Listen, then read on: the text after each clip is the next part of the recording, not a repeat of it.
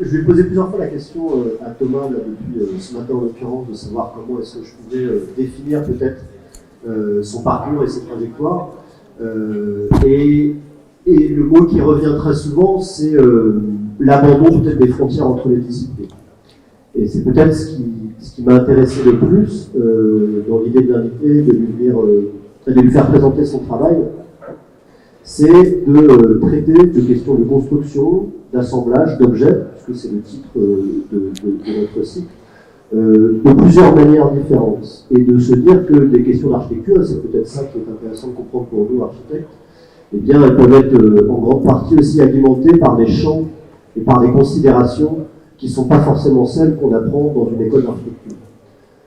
Et c'est à ce titre que je pense que la présentation aujourd'hui va être pour nous très saisissante, parce qu'elle va nous permettre de considérer un peu l'acte de construire, le faire, l'assemblage, à travers un discours qui n'est pas tout à fait celui qu'on a l'habitude d'entendre.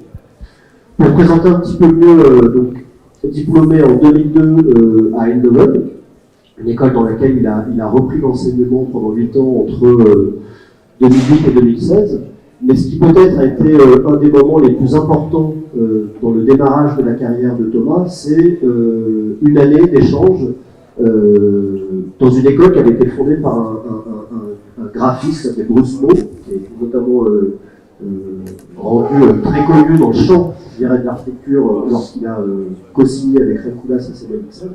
Et il avait construit cette école qui s'appelait Institute Without Boundaries. Et peut-être que cette idée du Without Boundaries, il me semble, et Thomas va en reparler peut-être aussi après, que ça a été quelque chose pour lui d'assez fondamental dans sa pratique et dans sa relation justement avec les questions de construction. Et il a fait une année de recherche dans cette école, et c'est peut-être à la fin de cette année de recherche, enfin c'est à la fin de cette année de recherche, que tu disais ce matin, qu'il a proposé, présenté ce projet d'OpenStructures comme une plateforme, une open source, qui s'appelait Open Source Structures au début, c'est ce que tu disais aussi. Et comment est-ce qu'on pouvait, à partir de la compréhension d'organismes, parce qu'il y avait des biologistes, il y avait tout un tas de personnalités comme ça très différentes dans l'Institut for Boundaries, comment est-ce qu'en s'intéressant aux organismes, on pouvait nous-mêmes recréer des systèmes et fabriquer des relations entre les choses et notamment aussi entre les gens. Je dirais que je ne vais pas aller beaucoup plus loin que ça, parce que tu vas en dire, j'imagine, davantage. Voilà, merci beaucoup de venir, Thomas, nous présenter tout ça, et voilà, très bonne conférence. I was supposed to speak in English, and so I was supposed to make this presentation in English, and I totally forgot because the note was in French. But the lecture will be in English, sorry. Thank you Thibaut, for inviting me. So my name is Thomas Lommé. I'm from Belgium. We're located in Brussels. I would prefer to do this lecture in English because I'm a bit more comfortable in English, but don't hesitate to ask questions in French afterwards. I could also try to respond in French, but lecture in English if possible. I would like to start the lecture with this quote. It's a quote about architecture, but not from an architect, but from a politician, Winston Churchill, saying, first we shape our buildings and then our buildings shape us. And I think that's it's a super nice way to look at architecture and also to imagine our profession. You could say the same thing about maybe not buildings, but built environment, where then design comes into place. I think as creators, as architects, as designers, we somehow have the opportunity to create environments that, on the one hand, facilitate certain behaviors and prohibit others. And I think it's also a bit up to us to think, okay, which activities, which behaviors do I find important, do I find valid, and how could my designs, whether it's a space or a service or a product or a building, push the world a little bit into that direction, into that environment, or into those kind of behaviors that I think that are important to me and that I would think could be important for well-being of society as a whole. So if I'm thinking about my practice as a designer, then I really think about creating this kind of environment, and the characteristics that for me are important in this environment are to create an environment that first and for all embraces experimentation, that allows for imperfection, that enables autonomy, and fosters collaboration, that stimulates self-education, is open-ended, is continuously evolving, and while gracefully aging. So yeah, for me it's all about this, how can, with what I design, if I put that in society, how could these designs, how could they really influence or in a way push the world a little bit into this kind of atmosphere where there is again room for imperfection, where there is room for improvisation, where there is room for openness and self-evolving practices. And that's, I think, where OpenStructures connects to. If I'm asked, maybe something about OpenStructures, it's a research project that has started back in 2007. It started as an experiment, and it has become a practice over the years. It's something that I do together with my partner, Christiane Högner, and with a small studio behind it. And so we're now in the 14th year. In order to describe the project, I think this image describes it most accurately. OpenStructures, it's about trying to foster a certain attitude. I think we all have, if you see this image, I think we all could imagine certain or connect certain emotions to it. Like it's about this moment where you find two things that actually seem to be waste, but somehow or by accident they seem to be compatible with one another, and out of that a new object is created.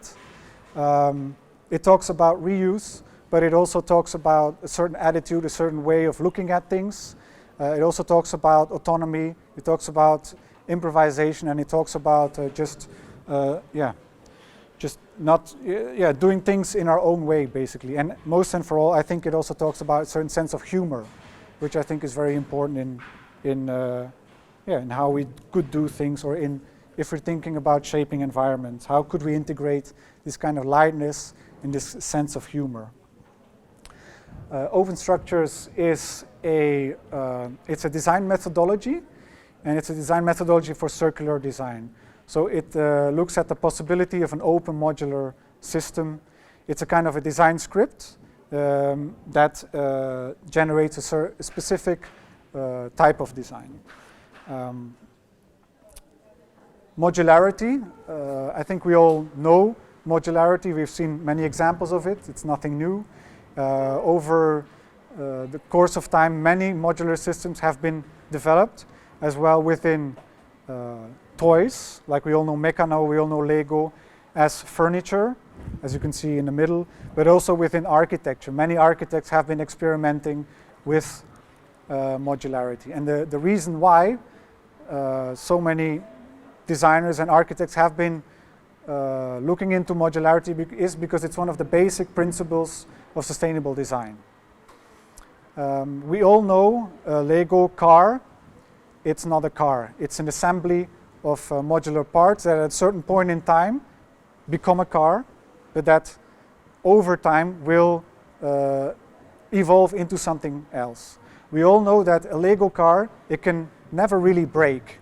If I have this car and I let it drop and it falls on the ground, it falls into pieces.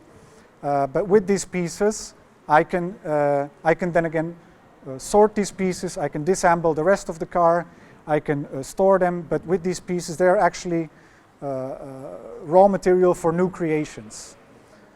And some of the pieces that would have broken when dropping the car, they can always be recycled into and shaped into raw material from which new parts can be created. So really modularity, it's all about integrating time within design, and it's all about creating objects that have a certain resilience, that allow the user to do different things with it rather than simply buying it, using it, consuming it, and then throwing it away. So it offers new opportunities for a different kind of dialogue between the user and the object. And that goes for as well as houses, as well as furniture, as well as toys. So it goes on all these scales. However, maybe a disadvantage of modular designs is perhaps that they have a certain uniformity. So a lot of modular systems have been designed, but they've always been connected to one specific mind, whether it's the mind of the architect or the designer who created it, or the company who has been producing it. Lego has a lot of different parts, but all the parts are from plastic and within a certain limited range of colors. So this makes that all the modular systems that we know, they have a very specific identity. And back in the time, I thought, okay, we have this interesting design principle that could generate more sustainable designs, which is something I think that we have to look for. How could we now connect this ancient design principle with new ways of, with our contemporary context, which is no longer an analog one, but which is a digital one, which is an interconnected one. How could we, very similar to how we're now dealing with, for example, creating an encyclopedia. An encyclopedia, it's no longer a book that is written by one university or by one entity, but it's actually something that is emerging online and that is being created by all of us, by a community of people who is reading articles of others, adapting them, and then again putting them online. So could we do a similar thing for our built environment, for not only for software but also for hardware? And so from this came this idea of, could we develop an open modular system? So whereas Wikipedia is one encyclopedia written by a community of people, could we develop a modular system that is created by all of us, basically? And in order to do so, we need a kind of a common language. And therefore, we developed this grid, which is basically the shared design template. So as you can see, this is a geometrical grid made up out of 4 by 4 centimeter squares. Diagonals define assembly point pattern, and diameters, circles, they define diameters that we work with. And this is a kind of a design restriction that defines a certain design language. So this is you could say the HTML. If Wikipedia works with HTML, we work with this grid. And ever since 2006, 2007, we've been distributing this grid to all kinds of people, to designers, architects, and we've been asking them to design from this grid, to design with their own personal and very specific signature, their own materials, their own production techniques, but always from the same grid, so that actually all the parts that result out of this, all of these parts, they of course belong to objects, whether it's a chair or a lamp or a toy or even a piece of architecture. They're all very different. They all have their own material use. Some are very high-tech, others are very low-tech, but they all share the same kind of DNA, which actually makes them all intercompatible. So in one way or the other, they can be combined with one another, which makes that we're developing a modular system that tries to go away from this very uniform end result, but that tries to welcome diversity in its formal language. And so these are actually some examples of what came out over time. This, for example, you could say it's a toy, but it's also something. These elements could also be used to create doorknobs or to create clothes hangers. It was developed by Jan Steverlink, Maud van de Verre, 2 designers from Brussels. They used this existing principle of a wooden screw, but they adapted the diameter to the OpenStructures grid, so that it becomes compatible with all the other parts. This is a second example. It's developed by Atelier Ternier. He's a furniture maker from Ghent. And again, he was using this tubes of 20 millimeter diameter, but combining them with these slats so that very easily you could actually configure your own closets. Not just one closet, but he really developed a system he called Pylon, a system within a system. So within this OpenStructures framework, he developed a whole series of closets and racks and cabinets. Third example is Studio Minal in Maeda. It's a design studio from Rotterdam. Actually, they developed a very interesting production technique where they were looking at copper and trying to, through electrolyzing copper, grow certain components. So the component you can see on the left, what they did is they took a water bath and then they put electrical current on it and they put in a mold on the one side and a piece of copper on the other side. They connected this, so the electrical current was actually coming from a solar panel, and so through the electrolysis of the water, through a chemical process, the copper was migrating from this piece of copper and growing around this mold, creating these kind of components. So what's actually very interesting here is that you have a component that is made out of a 100% cradle-to-cradle material, but that is also grown in an almost natural process. It only took energy from the sun in order to come to this component. So a very interesting material strategy that we then asked him to combine to a open modular strategy. So it's really by trying to combine our both projects and our both expertises, we were coming to this kind of a lamp series where he was building all kind of lamps on the basis of this specific component. And after having developed all these three objects, we then actually asked the fourth studio to look at all these objects and to actually take them apart. So their task was to take everything apart and then to think, okay, what could we rebuild with these components? As they're all based on the same grid, they're of course all intercompatible and new things could emerge out of this.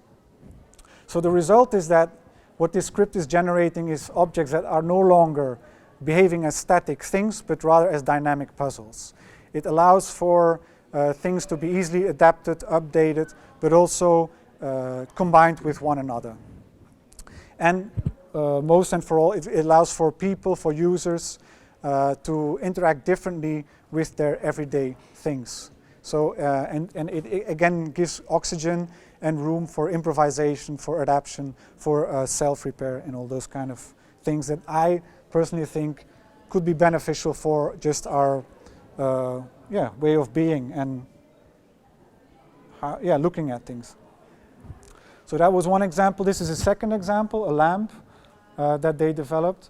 And again, what you get are objects that actually no longer have one designer, but that are conglomerating components from different designers. So in this lamp, you have these kind of high-end components combined with these very low-end, almost industrial, very cheap components. And it's also that I think that could be interesting within this project, to create a dialogue between high design and mass retail design, between Vitra and IKEA, so to speak, or Castorama, or whatever you have here in France.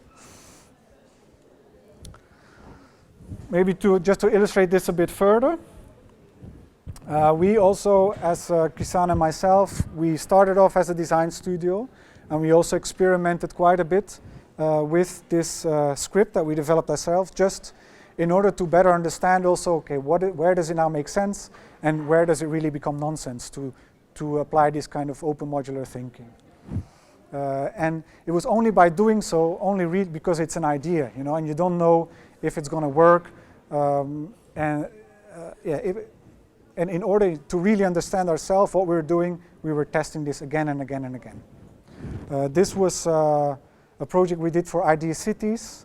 Idea Cities was a traveling festival, traveling every 6 months to another city, occupying an empty space organizing a workshop there for 1 week with 40 designers, architects. And they came to us, they said, yeah, we need temporary accommodation. So places for people to sleep, to cook, to wash themselves, and so on. And we developed this kind of sleeping units, 10 beds we call them. We developed these very precise plans on the basis of this grid, resulted in this kind of modules, you could say. Funny thing was, when I then arrived at the place, so I sent the plans and I asked people to build according to plan. But of course, if things are Lego-like or very easy to assemble and to disassemble, people, they just left away the plans and they just started to build what actually they thought made sense. So that's also an interesting thing. Like if you're developing an open system, you also give away control of the end result. And it's also up to people themselves to decide what the end result will be, which was also quite a confrontation for me because on the one hand, I was suggesting this, on the other hand,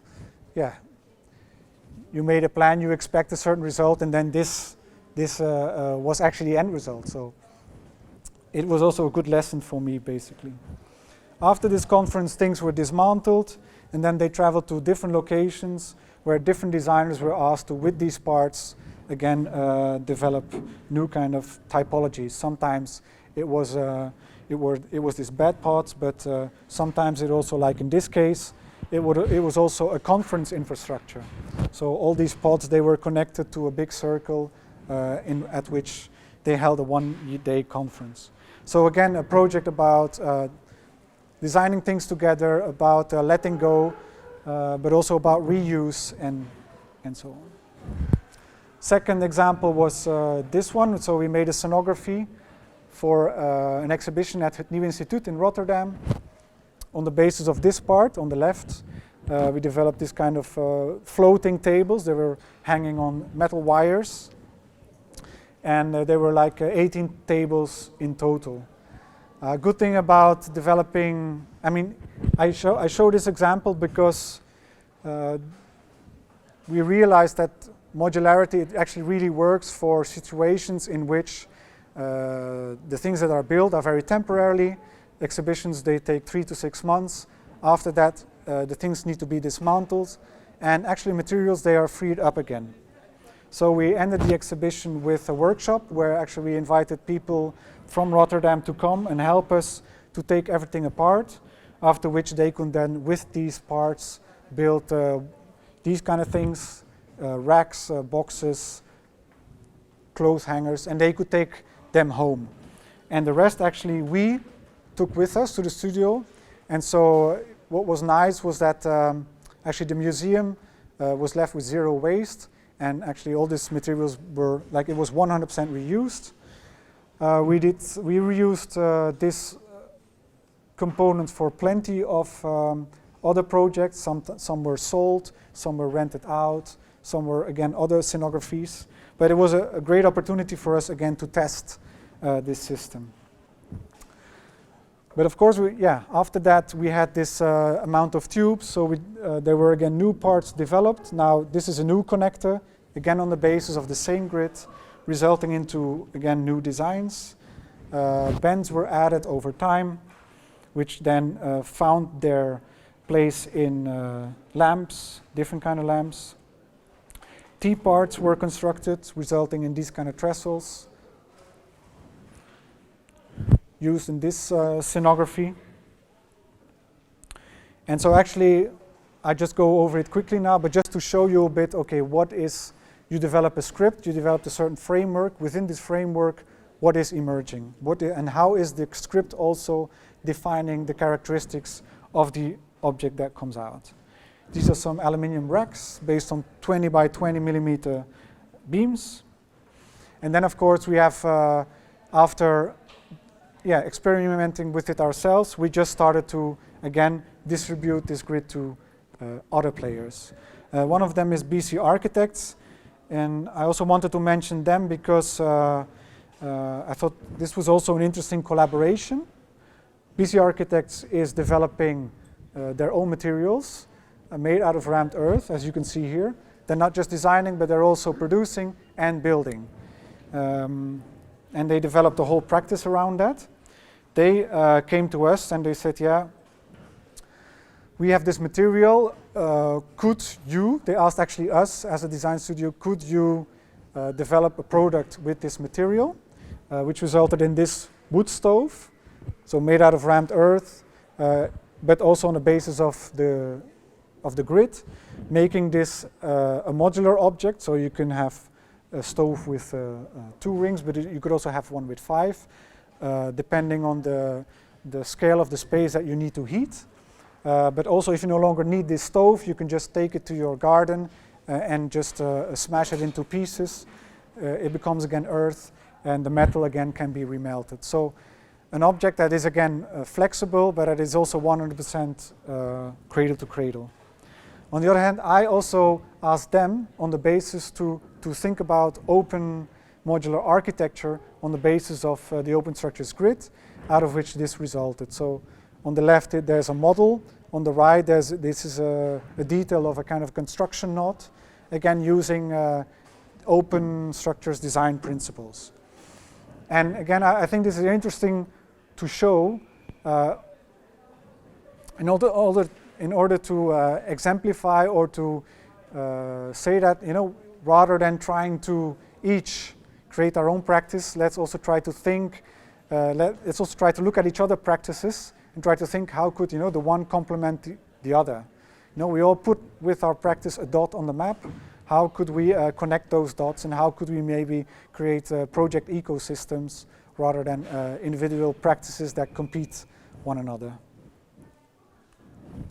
Just some other examples. These are things that we haven't published yet or that haven't been shown online, but these are also just things that we've been receiving over the last couple of months, just by people who downloaded the grid and started just to create by themselves. This is an annotation machine by Charles Gatteau, designer from Paris, I think also. Again, based on 20 by 20 millimeter beams, but using his own connectors. This is another example by Atelier Scheldeman, architecture office from Antwerp. On the left you see the connector based on the grid. On the right you see what he's been building with it, or what he's currently building. It's a whole range of modular bike racks to be placed in the city. This is currently being built and will be placed within the city. This was another work that we just encountered just by through Instagram, basically. This is Xavier Garcia making MIDI consoles on the basis, so modular MIDI consoles, again on the basis of OpenStructures. He just posted these pictures and then added the hashtag OpenStructures, and this is how we discover all these kind of things. But yeah, I mean, we grasp some, but we don't really have an idea about the use actually of, or the reach of our own system. Another example that we discovered, Ana Rita Antonio, which is an artist from Cuba. This is some pieces she made for a gallery, I think in Havana, and that she sent to us. Like she downloaded some parts and she recreated them, did her own things with it. We're also doing a lot of workshops in design schools. This is an example of a workshop that Christiane did in Casques, which is a school for fashion in Ghent, so where they were looking at textiles and so on, how to make modular fashion. This is a project by Alexandre Pelletier and Johannes Gergen, 2 people working at the studio. They just were looking at leftover parts and trying to build all kind of new objects with it, just by improvising a bit in our studio. So this is how waste is treated at the studio. And another way of treating waste at our studio is through this, we call them playstations. They're actually boxes that are perforated and that contain all kind of leftover parts, plus elastics, plus ropes, plus all kind of things. And we actually do workshops with school kids where we just give them those boxes and we ask them, or we let them develop their own games. So boxes are mostly like, they end up being, becoming a mixture of baby foods, plus / pinball machines / labyrinth.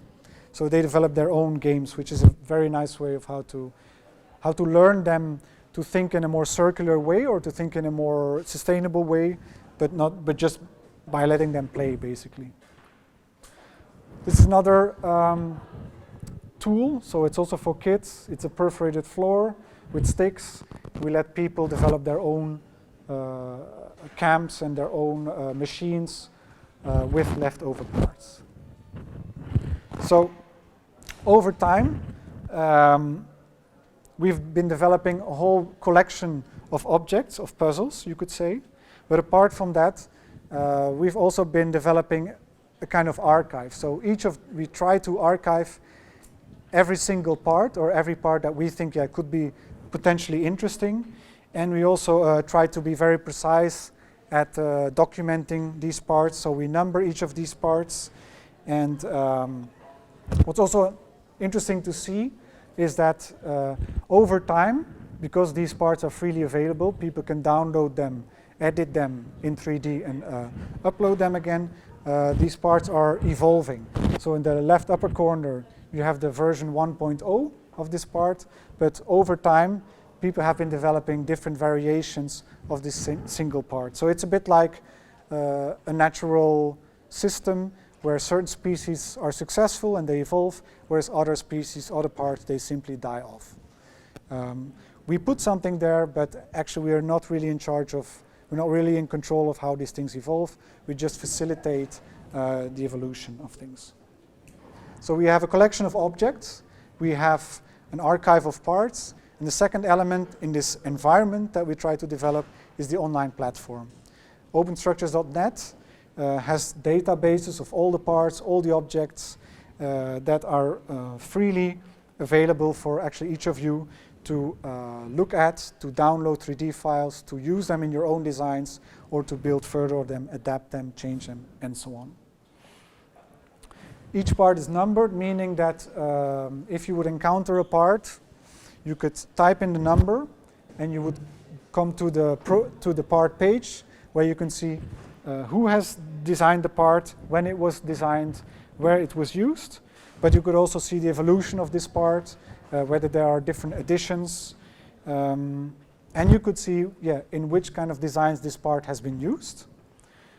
So then, in this way, you could also then stepstone from one object to another. And if you, for example, would be interested in this lamp, you could download this part and reproduce it, edit it, and so on.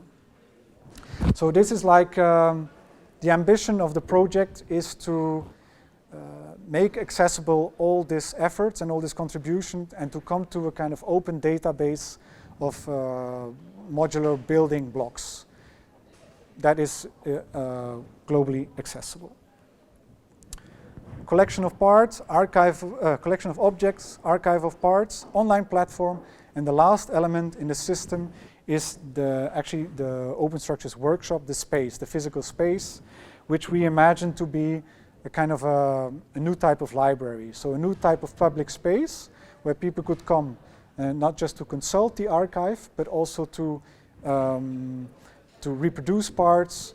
There's a small workshop part where parts can be adapted, things can be prototyped and built, but also where people could come just to have a coffee and just to look at what's happening there. So it's really this new type of public space that gives oxygen to these activities and these behaviors that I was mentioning at the very beginning. Improvisation, self-repair, and so on. These are pictures of our space in Brussels. These are some pictures of the activities that we do there. So there are both professionals are coming in. We introduce them to the methodology. But there are also workshops for kids where we have play floor sessions and so on. So for me, this is really at the core, I think, of the project. To develop this kind of environment where actually there's again room for these kind of activities. Because I do think if you look at our society today, these kind of things, like things are no longer being designed in a way so that they invite people to take them apart. It's more the opposite way around. People are somehow, if you look at cars, for example, if you open the trunk of a new model, there's a plastic cover and there's just one kind of what is it, UBC port that of which can only be accessed by a certain type of garage that has a license to have this kind of software. Whereas if you look at, for example, the VW Beetle, or in your case in France, it's the Citroën 2 Chevaux, you didn't even have to be a mechanic in order to work on that car, which resulted in a complete culture of people that started hacking these cars, working on them, but also converting them into buggies and so on. So it's also like we as architects and as designers have the choice to create either this kind of environment that facilitates this, or to create other environments that actually, close things off. So what is it that we want to do, basically? Towards the future, we want to develop OpenStructures not as a brand, but as a label, comparable to FSC for wood, or to Cradle, or to EcoVert, or whatever label. A label that actually brands can use in order to, so they can add to their brand, in order to indicate to the end user this specific product, it's open modular. You can take it apart, you can look online, you can self-adapt, or you can bring it back to us. So in order to indicate it belongs to a bigger whole. And as well, it would be great if this label would be used by both, again, high-end design, but also mass retail. And if through this label, the both could meet. We're now also starting up several collaborations, not just with designers, but also with producers. Viva Light is one of them. It's a company from Kortrijk making lighting. They make this kind of tubes. It's a very simple product. However, again, they adapted the diameter of this tube to the grid. So it's a 20 millimeter tube now instead of a 1 inch tube, which is 25.6 millimeter, making it compatible actually not only with a standard PVC tube that we all use for electricity, but also with all the existing OpenStructures parts that you can find back in the database.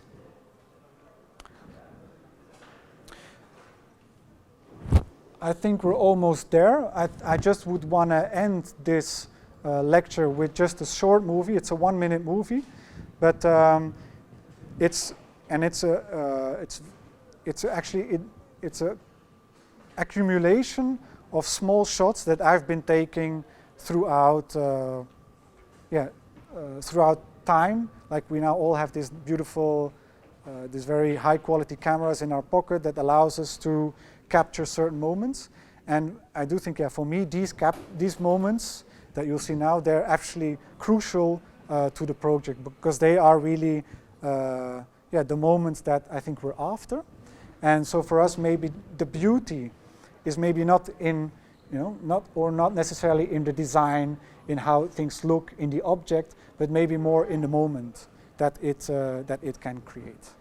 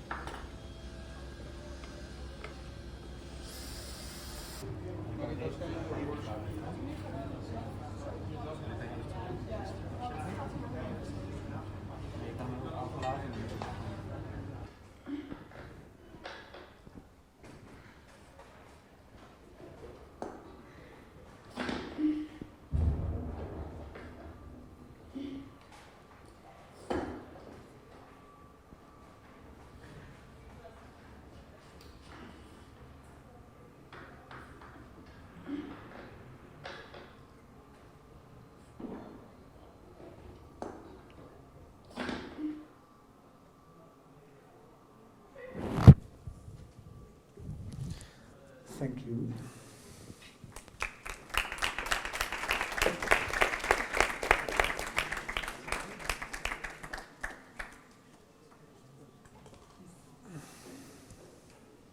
Merci beaucoup, Thomas. Any questions? It would be great to have some questions. It's always very nice to hear some questions at the end of the lecture, so don't hesitate. Even in French, I will translate, and Thomas understands French perfectly. No? Ah, merci beaucoup.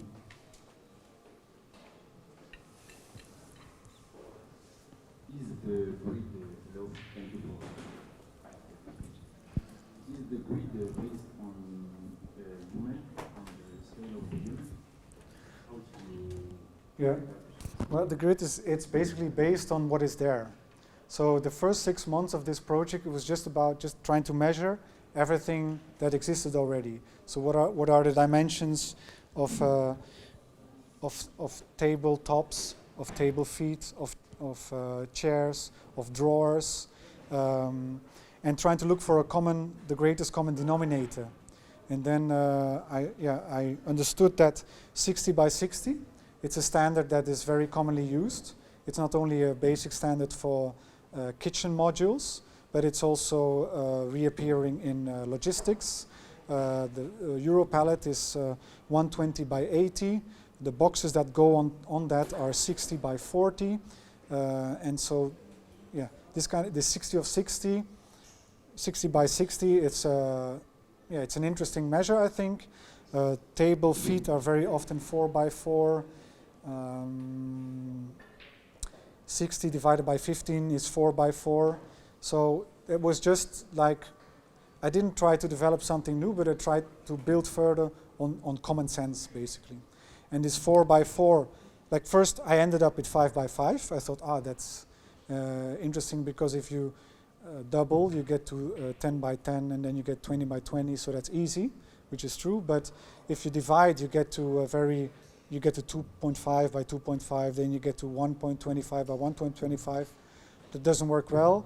And also this 5 by 5, it was just a bit too chunky in order to develop furniture and so on. So, yeah.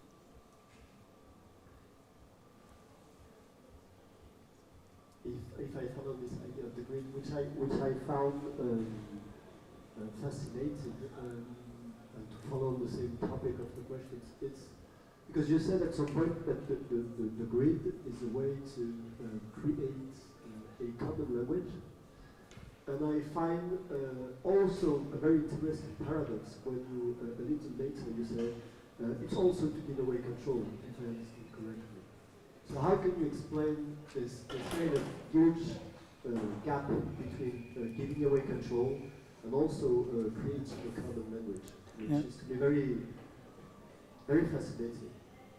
So it's well, first and for all, it's a restriction. Huh? So you, in a way, if I go to schools, design schools, and I give an OpenStructures workshop, I actually restrict the students in their freedom to design, because there are certain, there's a certain grammar they have to follow, and it's often very, at the beginning, it's something we're not used to, because our whole Western society, it's so much based on individual freedom and having the choice to be able to say and do and make whatever we want, which is great, absolutely great also.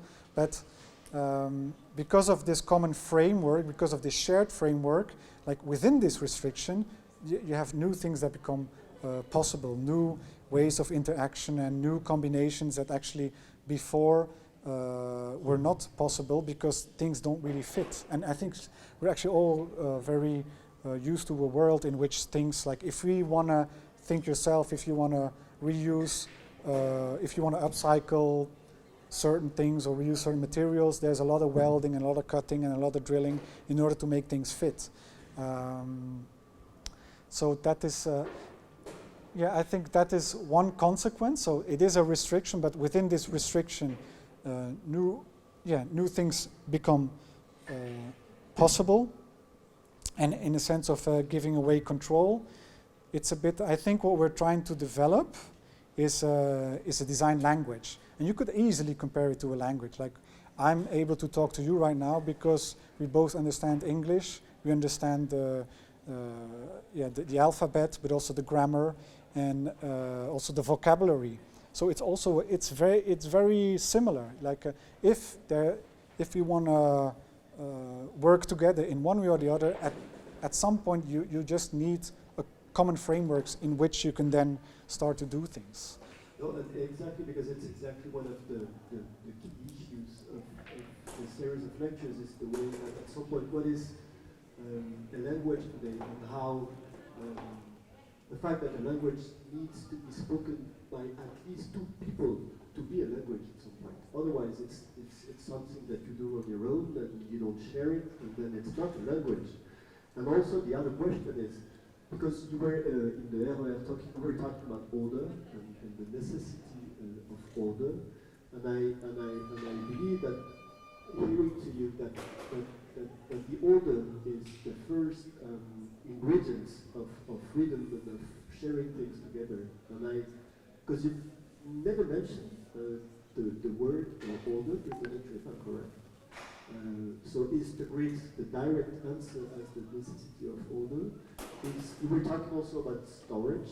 I was really interested in, you didn't talk about it so much, but you explained to me this morning that storage was an issue, it was a way to liberate your soul and create some freedom. So this idea of order to me sounds very, even if the way you show the things, you take the pictures, everything has to be very precise, because order is also ways to be precise, I guess. Yeah, also that's again a bit, I think, against the current way of doing things and how we, because order also, it fringes a bit again with freedom and with, but I realized, actually, first of all, this project, it forced me into order also, because if you do all of these things and you're not really precise in archiving, in numbering, in documenting, then actually you create just waste. So this whole concept and notion of waste, it has a lot to do with putting things at their right place, as stupid as it may sound, because as long as a thing has a context, it will not be waste. It will be easy to reuse. The moment you put it in a context where it has, the moment you take it out of its context, it becomes waste. And I think a good example of that is, for example, extension cord. If you take an extension cord from Paris and then you take the Eurostar to London, then if you go out of the Eurostar, then your extension cord will have become waste. There's nowhere where you can plug this in because they use a different standards. So if you then take it back to Paris, it's again a usable thing. And it's exactly the same thing, I think, if we think about sustainability and about material flows and about energy flows, because that's basically what it is. Sustainability is about managing material and energy flows. But in order to do so, you need to become aware of where you put what and at what time. And these materials, iron, moves from the ground, is melted into a component. Component is used in an object, a car. Car crashes, is disassembled, is stored in order to be reused. The car model becomes obsolete, then can be remelted in order to become a new component for a new type of new model of car.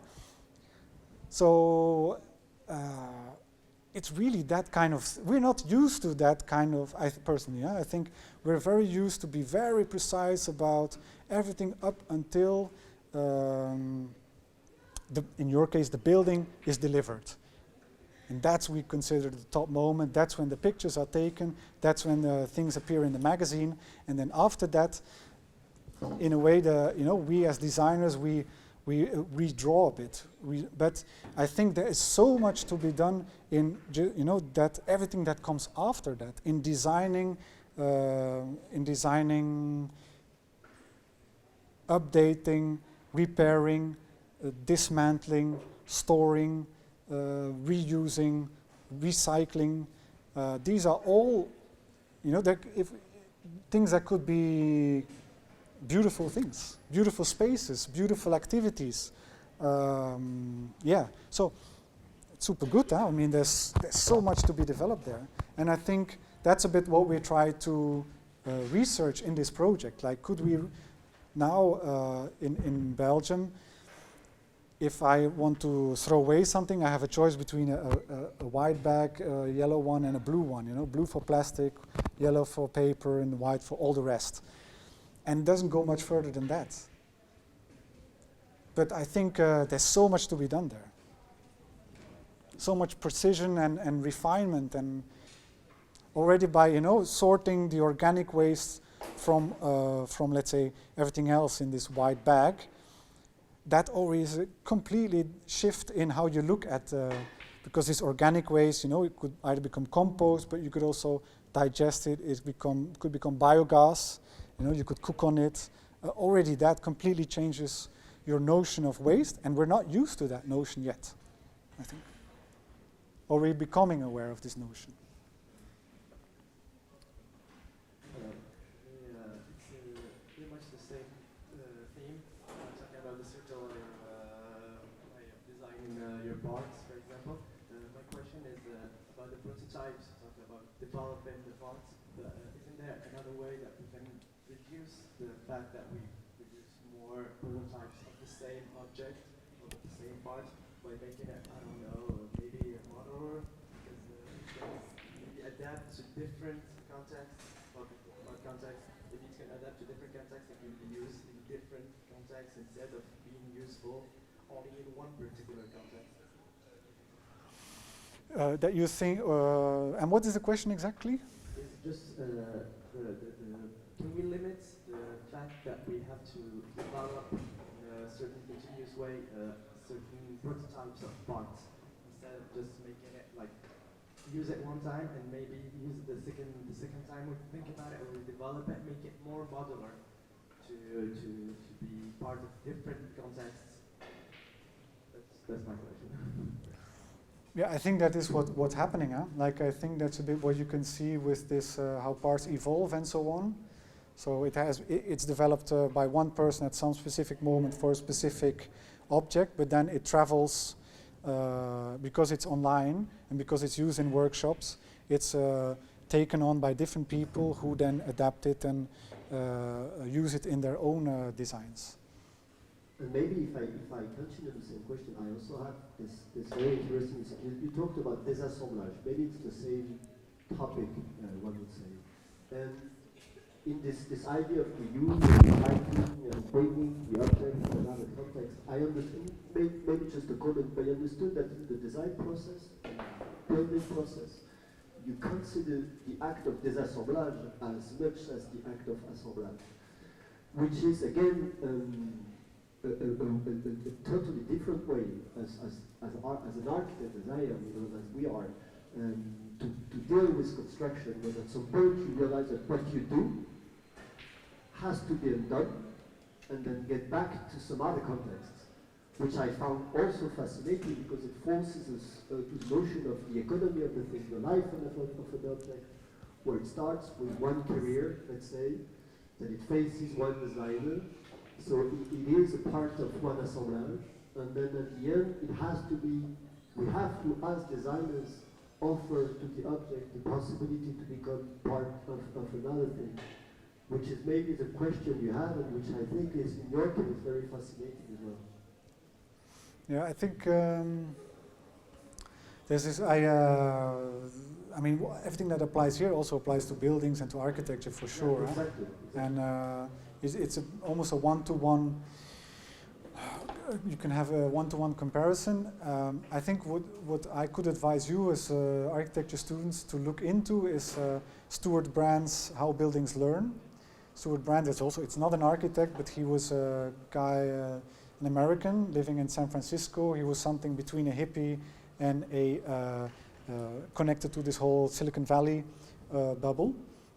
And where he looked, it's a super nice, interesting book, because he looked at buildings, at architecture, but he just looked at his local restaurant that was there already 100 years, and then he looked at the different postcards of this restaurant, where you could start to see how this restaurant has been evolving over time. You know, then it started as a very neoclassical thing, but then all the towers were dismounted because it was too much maintenance.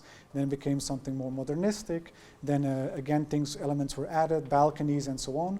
So, but by doing so, it became also clear that also a building is a living thing, and that needs to be able to adapt to different needs and different contexts over time. And he has this very beautiful quote where he says, every building is a prediction, and every prediction is wrong. So we always build with the idea of that we think, okay, the future is going to be like this. You know, I'm going to be married soon, then maybe I'm going to have for sure 2 kids, and so I need this type of house. Whereas maybe, you know, 1 year later I understand, or I find myself divorced, and you know, maybe one of my parents will move in, so I will need a completely different type of house at that moment. So my house needs to be able to deal with this change and to be comfortable with this change. But that, I mean, not every building is designed in such a way so that it can manage this kind of change. And I do think, like, if you look into his principles, because he also defined a number of principles based on buildings that he studied into, where he says, where, you know, certain buildings are really allowing and facilitating, again, this change, and whereas others are very not comfortable with that. And he gives a very nice example of the MIT campus, where he has been teaching also, where actually the most, MIT campus has all kind of buildings, like some built by very famous architects, like the MIP building and so on. But he says, the one building that is most popular with students, it's actually the wooden shed that has been built in 2 months during the war, 1942. They had to develop radar technology in order to, you know, use in the war. So they had to very quickly come up with a building to put those people in. And but because this building turned out to be something very non-intimidating, like people, students and teachers really like to be in there because they feel, okay, if I need to make a new door to connect 2 places, I can just cut out a wooden panel and in order to connect the 2 spaces. So, it's beautiful. Like, what do we define as good architecture? And then he also, what I also think is really nice, he says, we shouldn't give an architecture prize to a building just after it's finished. No, we should wait 30 years and then give the prize, because otherwise it's as if you give a prize to a newborn baby. Like, you don't know if this kid is what it's going to do and how it's going to perform. And so then it's shifting the attention from the facade and the looks and the architectural qualities, and which is also, of course, an aspect and very important, towards behavior and a bit less, shifting attention from how things look towards how they feel. How does it feel? How does this building feel? And shouldn't we focus more on that? And can't we redefine beauty in a different kind of way, just by, what kind of stories is this building able to absorb? How was it designed so that it has that capacity to do so?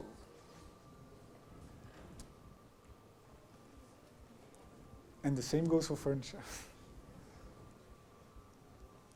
Okay, I think this is it. Thank you very much, Thomas. Welcome. Thank you very much.